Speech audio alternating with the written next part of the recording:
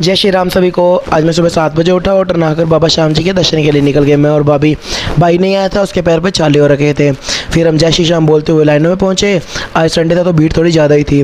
फिर करीब आधे घंटे के बाद हम दरबार के पास पहुंच गए। फिर दर्शन करके वापस आ गए। रास्ते में भीड़ बहुत ज़्यादा ही हो गई थी। फिर भीड़ में हमें एक क्यूट सा बच्चा मिला। फिर रूम में वापस आकर मैंने कड़ी कचौरी खाते हुए एडिटिंग करने लगा।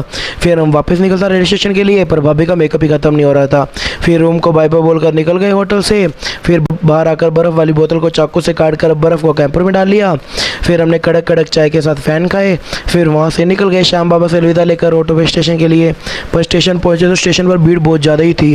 पहली ट्रेन आई तो भीड़ देखो, अब आधे लोग तो नीचे रह गए थे।